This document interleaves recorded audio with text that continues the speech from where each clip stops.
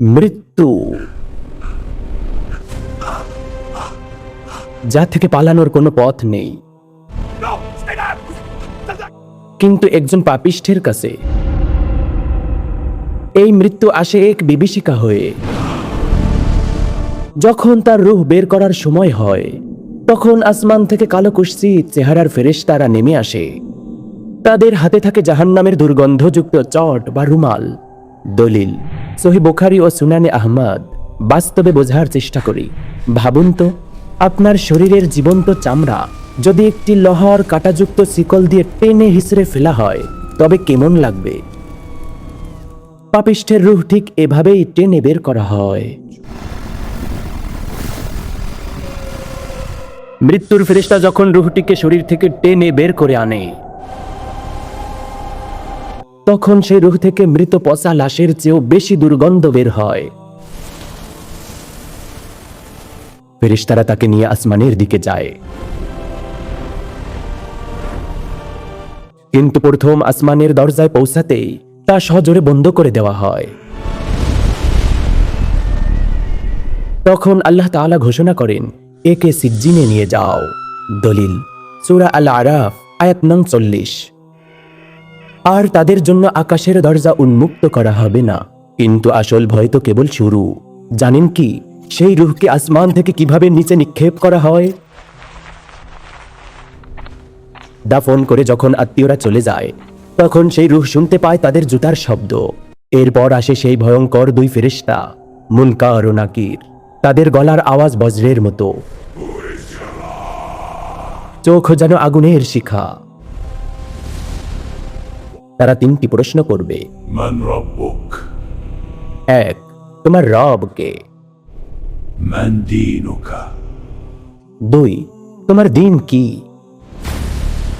মান হাযা আর-রাজুলু আল্লাযী বুইসা ফীকুম? 3. এই ব্যক্তি রাসূলুল্লাহ সাল্লাল্লাহু আলাইহি ওয়াসাল্লাম কে? পাপিষ্ঠ উত্তর দেবে, হায় আফসোস, আমি তো কিছুই জানি না। আদাদ্রি, আমি তো কিছুই জানি না। তখন কার পরিণতি কি হবে দেখুন। আদাদ্রি। যখনই বলবে হায় আফসোস, আমি কিছুই জানি না, সাথে সাথে পরিণতি শুরু হবে ভয়ানক এক দৃশ্যে। যেমন, তখন কবরের দুই পাশের মাটি তাকে এমন জোরে চাপ দেবে যে তার এক পাশের পাঁজরের হাড় অন্য পাশে ঢুকে যাবে। হাদিসে এসেছে, তখন তার বডিটা একদম রসুনের খোসার মতো পাতলা হয়ে যাবে। দলিল সুনানে তিরমিজি ও ইবনে মাজাহ। কবরের এই নির্জনতায় তার কাছে এক কুৎসিত চেহারার ব্যক্তি আসবে, যার শরীর থেকে পচা দুর্গন্ধ বের হচ্ছে। সে বলে উঠবে, আমি তোমার সেই খারাপ আমল। এরপর তার কবরে জাহান্নামের একটি দরজা খুলে দেওয়া হবে, যেখান থেকে আগুনের লু হাওয়া আসতে থাকবে কিয়ামত পর্যন্ত। চিন্তা করুন, কবরের এই আযাব তো সামান্য ট্রেলার মাত্র। হাশরের ময়দানে তার জন্য কি অপেক্ষা করছে, তা শুনলে আপনার আত্মা কেঁপে উঠবে। সিংহায় ফুৎকার দেয়া হলো, মাটি ফেটে পাপিষ্ঠরা বের হয়ে আসবে বিভ্রান্ত পঙ্গপালের মতো। মাথার মাত্র 1 মাইল উপরে সূর্য, ঘামে মানুষ হাবুডুবু খাবে। কারোর ঘাম হবে তখন হাঁটু পর্যন্ত, কারোর ঘাম হবে তখন কাঁধ পর্যন্ত, কেউ বা আবার ঘামে হাবুডুবু খাবে। পাপিষ্ঠরা নিজেদের ঘামে নিজেদের লাগামবদ্ধ হবে। তৃষ্ণায় বুক ফেটে যাবে, তৃষ্ণায় বুক ফেটে যাবে, কিন্তু এক ফোঁটা পানি তাদেরকে দেওয়া হবে না। দলিল সহিহ মুসলিম। হাশরের বর্ণনা। বাস্তবতায় ফিরে একটি চমৎকার উদাহরণে বোঝার চেষ্টা করুন। ঢাকার জুলাই মাসের তপ্ত দুপুরে যদি এসি ছাড়া রোদে দাঁড়িয়ে থাকতে কষ্ট হয়, তবে সেদিন কি হবে যখন সূর্যের তাপ হবে কয়েক লক্ষ গুণ বেশি। এবার হিসাবের পালা। পাপিষ্ঠের হাতে আমলনামা দেয়া হবে পিছন দিক থেকে। পাপিষ্ঠদের হাতে আমলনামা দেয়া হবে পিছন দিক থেকে অথবা বাম হাতে। যখন মিজানের পাল্লায় তার নেকি মাপা হবে, তখন তার পাল্লা হয়ে যাবে একদম হালকা।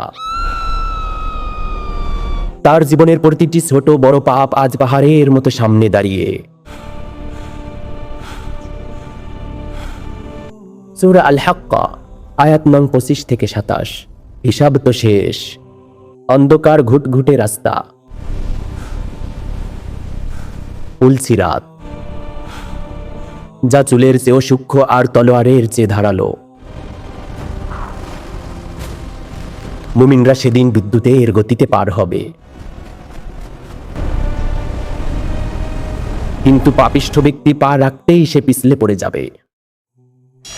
নিচের জাহান্নাম থেকে আগুনের হুক এসে তাকে ক্ষতবিক্ষত করে টেনে নিচে নামিয়ে ফেলবে।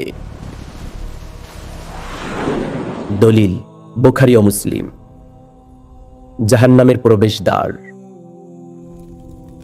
1000 বছর ধরে পতনের পর সে পৌঁছে যাবে জাহান্নামের সেই ভয়ঙ্কর দরজায়। দারোয়ান মালিক আলাইহি ওয়াসাল্লাম গম্ভীর স্বরে বলবেন,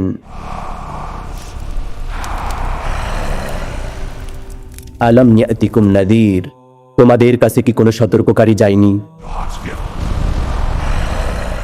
তারা শিকলবদ্ধ অবস্থায় উপুর হয়ে জাহান্নামে নিক্ষিপ্ত হবে। তারা শিকলবদ্ধ অবস্থায় উপুর হয়ে জাহান্নামে নিক্ষিপ্ত হবে।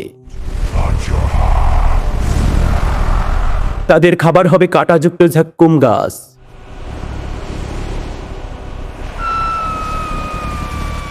এবং পানি হবে ফুটন্ত পুঁজ এবং রক্ত।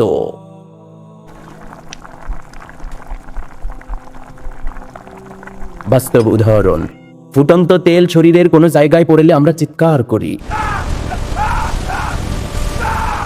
আর সেখানে পুরো শরীরটা পুড়বে, কিন্তু মৃত্যু আসবে না। এই ব্যাপার আল্লাহ তাআলা বলেন, সুম্মা লা ইয়ামুতু ফিহা ওয়া লা ইয়াহইয়া, সেখানে তারা বাঁচবেও না, মরবেও না। শেষ কথা, আফসোস, এই সফরটি কাল্পনিক নয়, এটি চরম সত্য। আজ আপনি জীবিত, আপনার কাছে সময় আছে তওবা করার। আপনার গন্তব্য আপনি নিজেই ঠিক করুন। আল্লাহ তাআলা আমাদের যাবতীয় খারাপ থেকে বেঁচে থাকার তৌফিক দান করুন। আমিন। আসসালামু আলাইকুম ওয়া রাহমাতুল্লাহ।